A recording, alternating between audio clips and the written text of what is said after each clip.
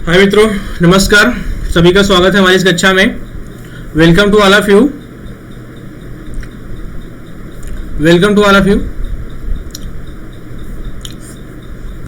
हाँ जी, सभी का स्वागत है हमारी इस कक्षा में। और हम लोगों ने पिछली कक्षा में देखा था कि रिजर्वेशन लोक नियोजन में या सरकारी नौकरियों में आरक्षण की क्या क्या व्यवस्था है, उन सारे पहलुओं को हम लोगों ने देखा था। तो और कुछ ऐसा कि मतलब बोले थे अपन की रिजर्वेशन आज मतलब बोले थे कि रिजर्वेशन चलेगा 2 दिन कम से कम। हाँ, तो आज लाइट नहीं, तो लैपटॉप थोड़ा मेरा कम चार्ज है, तो आज की क्लास ज़्यादा लंबी नहीं हो पाएगी। लेकिन कुछ तो पढ़ ही जाएंगे ना, ऐसा थोड़ी पढ़ेंगे नहीं, पढ़ेंगे। तो बिना समय गवाए सबसे पहले स्टार्ट कर देते हैं ना कि रिजर्वेशन इन प्रमोशन मतलब पदोन्नति में आरक्षण।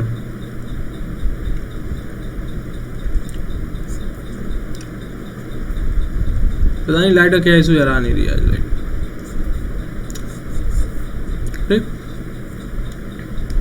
तो इंदिरा साहनीवाद में कहा गया था कि आपको, जैसे इंदिरा साहनीवाद 1992, इसमें क्या प्रोविजन था कि अगर आपको रिजर्वेशन लेना है तो आपको इनिशियल रिक्वायरमेंट में आपको रिजर्वेशन मिल जाएगा, लेकिन आपको प्रमोशन में रिजर्वेशन नहीं मिलेगा। जैसे कि आपने अगर आईएएस ज्वाइन किया तो आपको यहाँ पे मिल जाएगा।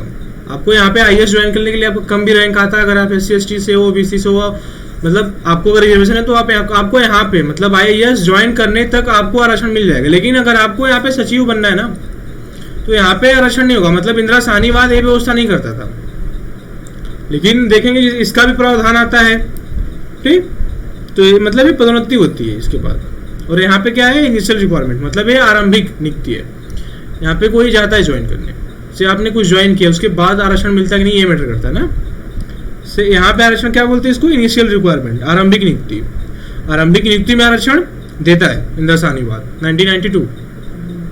ठीक, और उसके बाद पदोन्नति में आरक्षण अभी हम देखने की कोशिश करते हैं। ठीक है,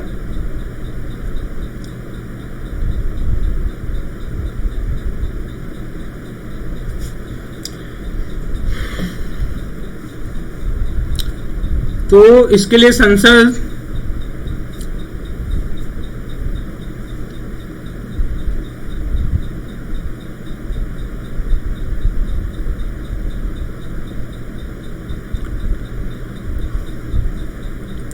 इसके लिए 17वां संविधान संशोधन, ठीक, 1995। मतलब इसके तहत ये प्रावधान किया गया कि राज्य को, मतलब इसके तहत मतलब 77 कॉन्स्टिट्यूशनल अमेंडमेंट 1995 के द्वारा मतलब राज्य को एम्पावर किया गया, राज्य को शक्ति दी गई कि आप अगर अनुसूचित जाति, अनुसूचित जनजाति का पर्याप्त प्रतिनिधित्व नहीं है, अगर उनकी जो मतलब उनका जो रिप्रेजेंटेशन है वो फुलफिल नहीं होता है, मतलब कि अनुसूचित जाति और अनुसूचित जनजाति का अगर प्रतिनिधित्व पर्याप्त नहीं है तो आप उनको आरक्षण दे सकते हो। ठीक, और इसके तहत 77वां संविधान संशोधन 1995 के तहत आर्टिकल अनुच्छेद 16 में 4A जोड़ा गया, मतलब 4 जोड़ा गया। आप लिखते हैं इसको कि इसके तहत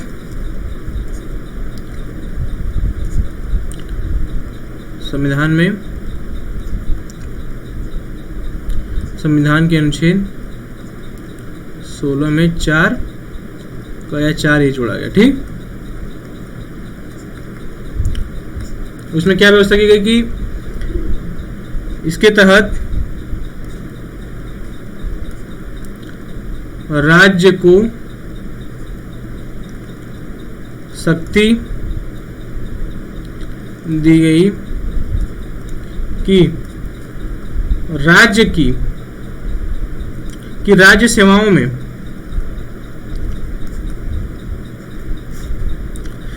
पर्याप्त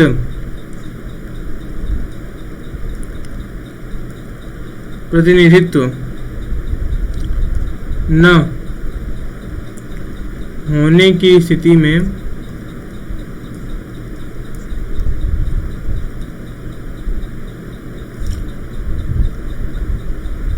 और राज्य के अंतर्गत सेवाओं में अनुसूचित जाति, अनुसूचित जनजाति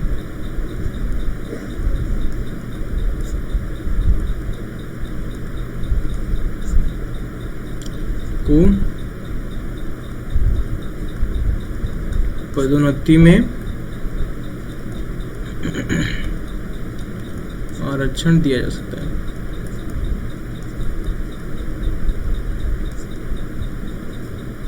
ठीक, जैसे कि इसके बाद क्या प्रावधान किया गया कि इसके तहत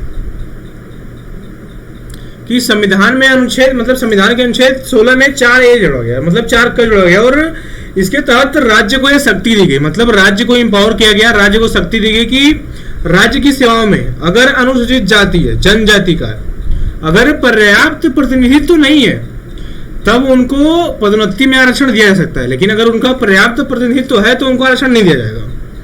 लेकिन अगर ये साबित होता है कि हाँ उनका प्रतिनिधित्व पर्याप्त नहीं है, उनका रिप्रेजेंटेशन फुलफुल नहीं है, तो उनको रिजर्वेशन दिया जा सकता है। और राज्य को एम्पावर किया गया, इसके तहत राज्य को यह शक्ति प्रदान की गई कि हाँ आप अगर उनका पर्याप्त मतलब schedule tribes and schedule caste का अगर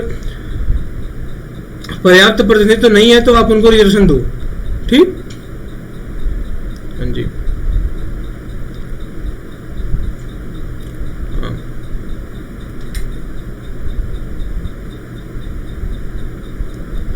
और उसके बाद आता है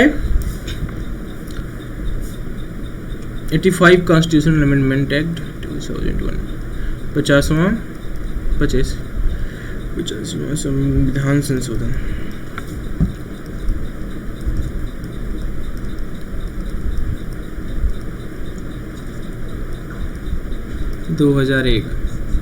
ठीक, इसके द्वारा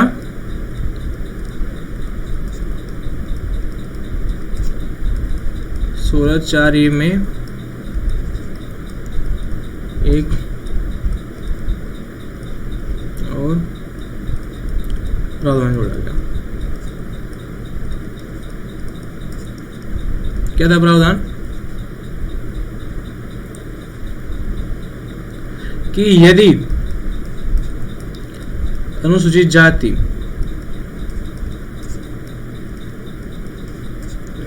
या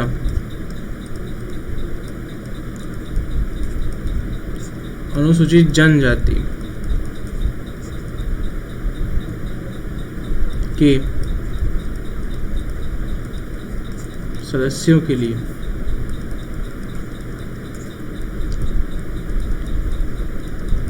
पदोन्नति में आरक्षण किया जाता है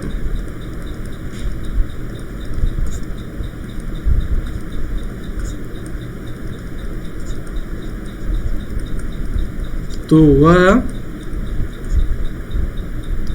वरिष्ठता या परिणामी ज्येष्ठता के नियम पर लागू होगा। जैसे कि मतलब 77वां संविधान संशोधन 1995 के तहत तो मतलब 2001 है, मतलब 77वां संविधान संशोधन 1995 द्वारा ये प्रावधान किया गया, राज्य को एम्पावर किया गया कि हाँ आप अनुसूचित जाति और अनुसूचित जनजाति के लिए कोई विशेष उपबंध कर सकते हो अगर उनका पर्याप्त प्रतिनिधित्व नहीं है तो। लेकिन 85वें संविधान संशोधन 2001 के तहत इसमें अनुच्छेद 16(4)(1) या 4 का अनुच्छेद 16(4) कम या 4A में यह एक और प्रावधान जोड़ा गया। उसके तहत क्या किया गया कि हाँ आप अनुसूचित जाति अनुसूचित जनजाति को बिल्कुल पदोन्नति में आरक्षण दो, लेकिन उसके साथ वरिष्ठता मतलब वरिष्ठता या परिणामी ज्येष्ठता का नियम लागू होगा। हाँ जी, रूल ऑफ कॉन्सिक्वेंशियल सीनियरिटी।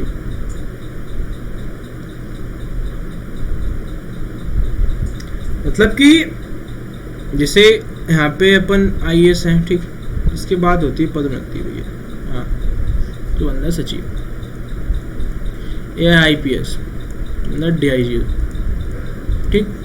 या IPS या DIG बनते हैं। तो यहाँ पे जो आरक्षण होगा इनकी पदोन्नति में, अगर एक 28 साल के हैं और एक 36 साल के हैं, तो परिणामी ज्येष्ठता का नियम कहता कि इनको आरक्षण दो पहले, मतलब इनको वरीयता दो। हाँ जी।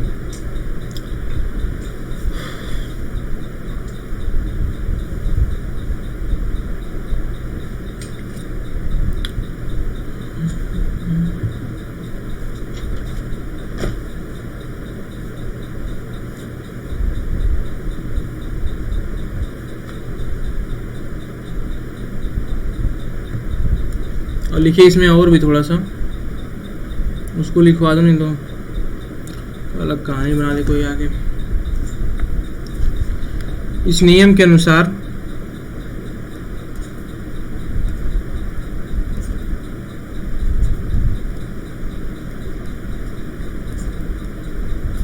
यदि पदोन्नति में आरक्षण की व्यवस्था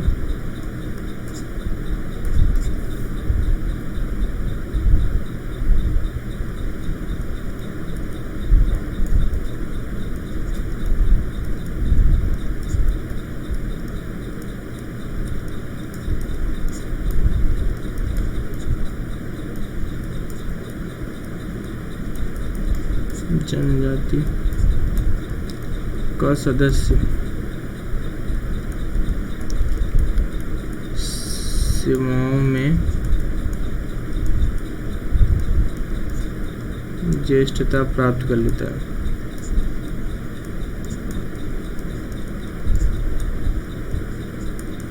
तो उसकी ज्येष्ठता स्थायी होगी। मतलब कि इस नियम के अनुसार यदि कोई पदोन्नति में, मतलब यदि कोई प्रमोशन में आरक्षण प्राप्त कर लेता है, या कोई आरक्षण की व्यवस्था के तहत, मतलब अनुसूचित जाति का सदस्य या अनुसूचित जनजाति का सदस्य, अगर वो ज्येष्ठता के नियम के तहत या इसके मतलब पदोन्नति में आरक्षण के तहत अगर वो ज्येष्ठता प्राप्त कर लेता है, तो उसकी जो ज्येष्ठता होगी क्या होगी, वही अस्थायी मतलब स्थायी होगी। जी हाँ, वो बिल्कुल स्टेबल होगी।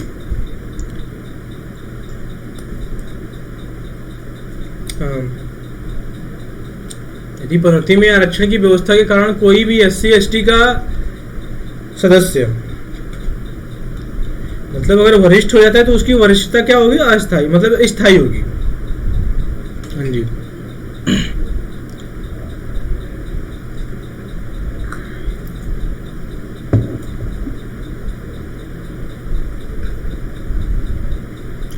इसके बाद एक केस आता है और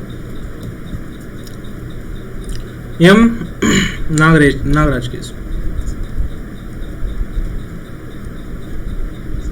हाँ जी, नागराज 2006।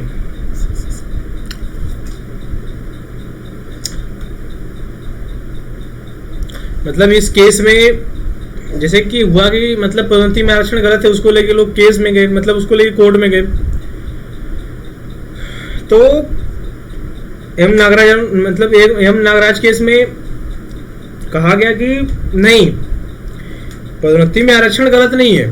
मतलब सुप्रीम कोर्ट द्वारा कहा गया कि, मतलब न्यायालय द्वारा कहा गया कि जी नहीं, पदोन्नति में आरक्षण गलत नहीं है, लेकिन अगर पदोन्नति में आरक्षण हो रहा है तो उसके कुछ बेस होने चाहिए, कुछ आधार होने चाहिए। मतलब कि उस मतलब वहाँ पे जैसे अगर किसी को रिजर्वेशन मिल रहा है, किसी को आरक्षण मिल रहा है पदोन्नति में, तो बैकवर्डनेस होनी चाहिए। ठीक है, मतलब वहाँ पे पिछड़ापन होना चाहिए, मतलब वहाँ पे हाँ जी, मतलब पिछड़ापन होना चाहिए, वहाँ पे अपर्याप्त प्रतिनिधित्व होना चाहिए। हाँ, मतलब प्रशासनिक दक्षता भी होनी चाहिए। ऐसा नहीं है कि मतलब किसी को बना लिख लो इसको।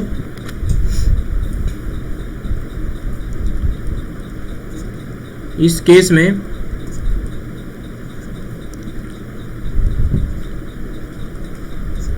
पदोन्नति में आरक्षण को सही ठहराया।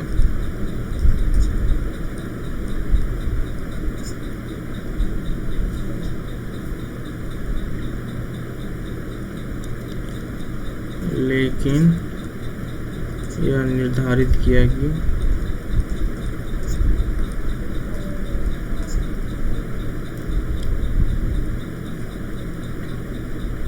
कि जिसको रिजर्वेशन दिया जा रहा है उसमें क्या होना चाहिए, पिछड़ापन।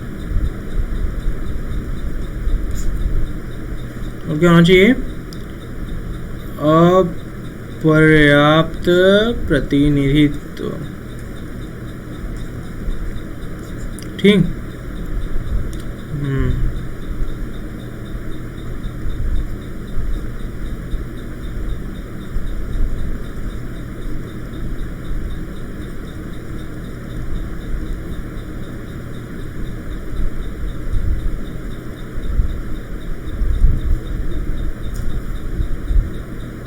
और क्या होना चाहिए, प्रशासनिक दक्षता से संबंधित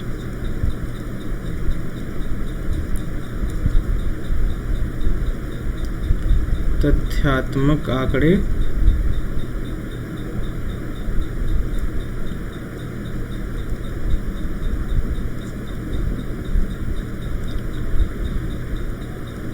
प्रस्तुत करने पड़ेंगे।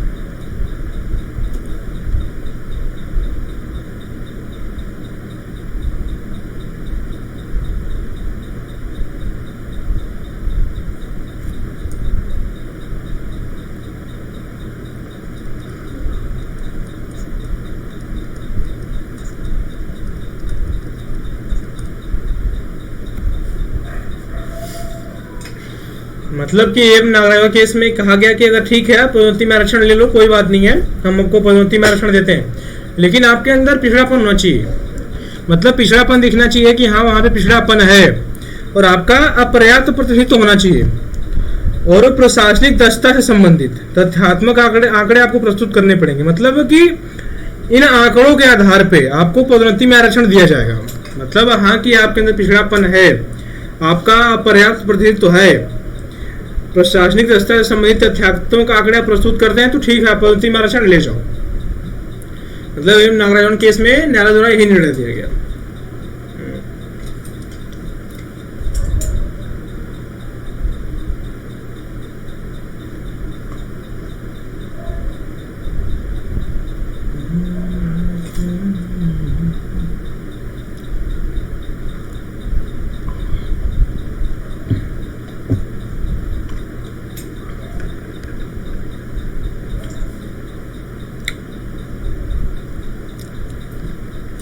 और इसके बाद आता है जर्नैल सिंह केस, उसी में आता है क्रीमी लेयर का सिद्धांत। ठीक है,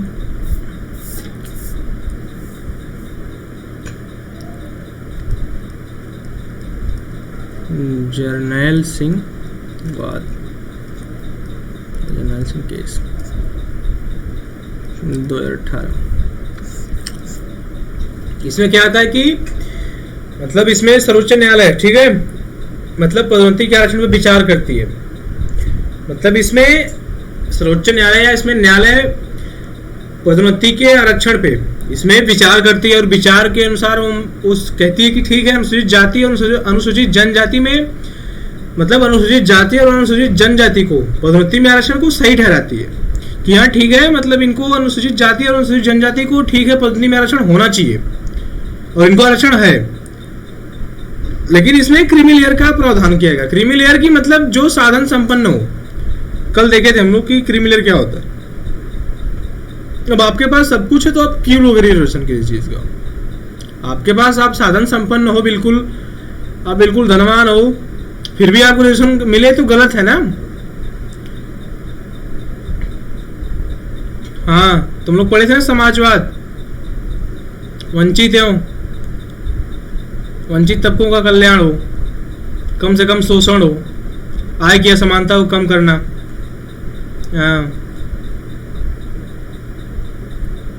तो यहाँ पे जर्नैल सिंह केस 2018 में क्या कहता है कि ठीक है, मतलब इस पे न्यायालय विचार करते हैं। न्यायालय के विचार के बाद, मतलब न्यायालय के विचार के बाद आता है कि ठीक है, अनुसूचित जाति और अनुसूचित जनजाति को आप आरक्षण दे रहे हो, जी सही है, बिल्कुल सही है, लेकिन उसमें भी क्रीमी लेयर है कि जिसमें जो साधन संपन्न लोग हैं उनको आरक्षण ना दो आप।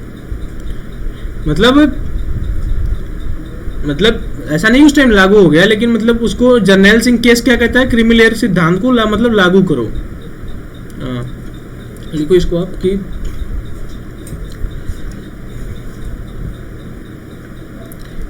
कि पदोन्नति में आरक्षण पर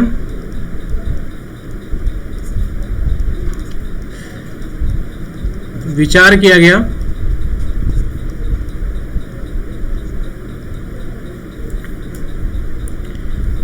इसमें सर्वोच्च न्यायालय ने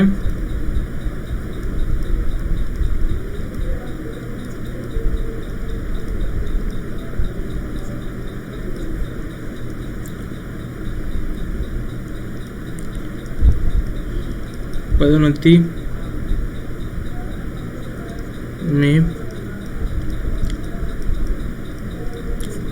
आरक्षण को सही मानते हुए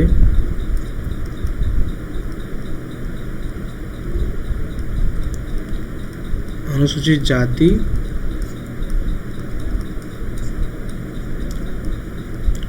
और अनुसूचित जनजाति के लिए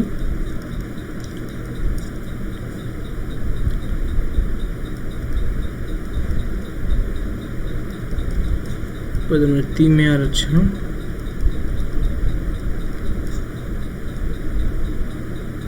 में क्रीमी लेयर साधन संपन्न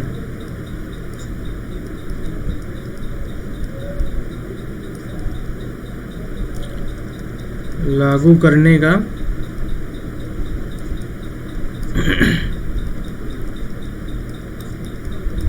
आदेश दिया।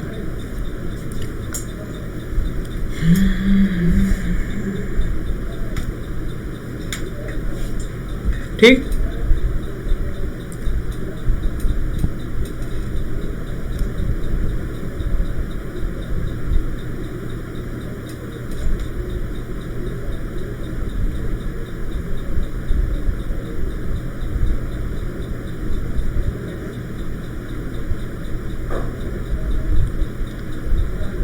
देख लेते हैं एक और मुद्दा ना, उसके बाद लिफ्ट ऑफ मेरा स्विच ऑफ हो जाएगा और लाइट आ नहीं रही है। ठीक है,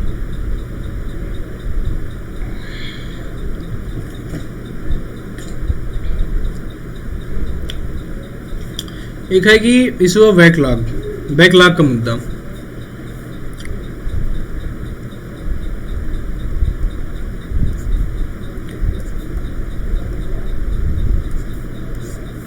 ठीक, और यहाँ पे 21वां संविधान संशोधन 2001 इसके द्वारा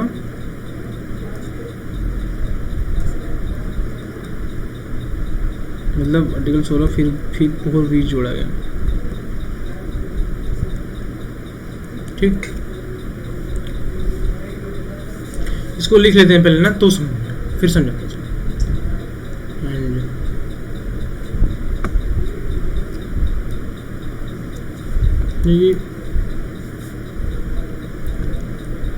इसमें यह प्रावधान किया गया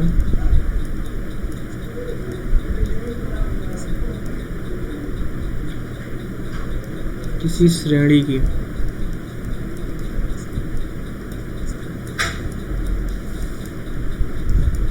आरक्षित रिक्तियों को जो उस किसी कारण से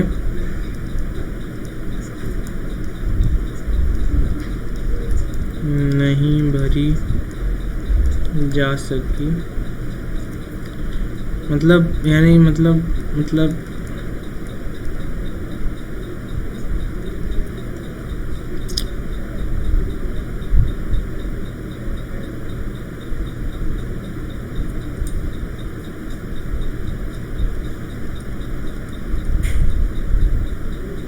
बैकलॉग है।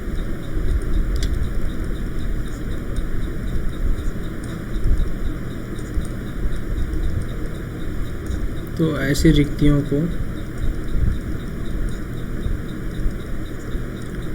अगले वर्ष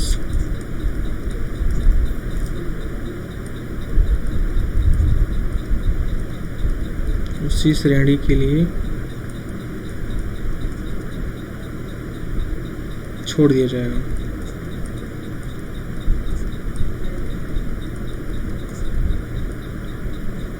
और इस प्रक्रिया में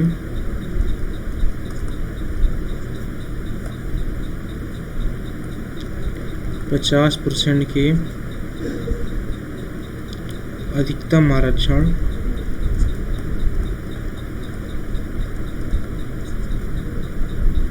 के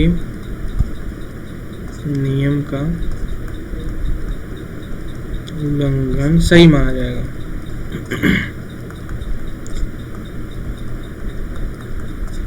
ठीक, जैसे कि बैकलॉग का मुद्दा क्या है, जैसे कि 81वें संविधान संशोधन 2001 के द्वारा लाया जाता है और इसके तहत संविधान के अनुच्छेद 16 में 4B जोड़ा जाता है और इसमें यह प्रावधान के किसी श्रेणी में, जैसे कोई भी श्रेणी हो, या तो SC हो, ST हो, VC हो, जनरल कोई हो, ठीक है, मतलब कि अगर इसमें अगर कोई रिक्ति रह गई, मतलब वो कि उनकी जितनी सीट आनी थी, मतलब 400 सीट और 300 सीट भरेगी, 100 सीट खाली रहेगी, तो जिस श्रेणी के लिए अगर SC के लिए 400 सीट, 300 भरी, 100 खाली रहेगी, तो जो 100 सीट होगी वो SC के लिए वो अगले वर्ष होंगी, मतलब अगले वर्ष 100 सीट उनके लिए बढ़ा दिया जाएगा।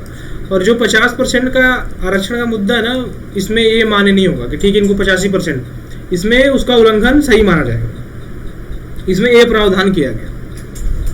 हाँ, मतलब कि 81वें संविधान संशोधन 2001 के द्वारा इसके द्वारा संविधान के अनुच्छेद 16 में 4B जोड़ा गया और इसमें यह प्रावधान किया कि किसी श्रेणी की आरक्षित रिक्तियों को, मतलब कोई भी श्रेणी हो अगर उसकी रिक्तियां आरक्षित हो, मतलब कि और मतलब वो किसी कारण से भरी नहीं जाती, मतलब वो ठीक है उनको आरक्षण दिया गया और वो किसी भी कारण से नहीं भरी जा सकती, मतलब वो भरी नहीं, मतलब बैकलॉग हो गई, इसी को कहते हैं बैकलॉग। तो ऐसी रिक्तियों को अगले वर्ष, मतलब जब अगले वर्ष वो वैकेंसी आएगी तो मतलब अगले वर्ष उसी श्रेणी के लिए उसे छोड़ दिया जाएगा, मतलब कि अगले वर्ष वो उसी श्रेणी के लिए रहेंगी, SC के लिए रहेंगे, ST के लिए, जिसके लिए थी उसके लिए रहेंगी। और इस प्रक्रिया में 50% का अधिकतम, मतलब जो है कि ठीक है 50% ज्यादा आरक्षण नहीं दे सकते, लेकिन इसमें इस नियम का उल्लंघन हो सकता है, उसको सही माना जाएगा। ठीक,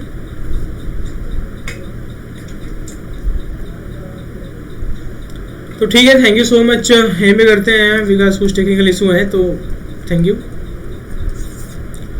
और नेक्स्ट सेशन में हम लोग देखेंगे और नेक्स्ट सेशन में रिजर्वेशन डेफिनेटली खत्म कर देंगे।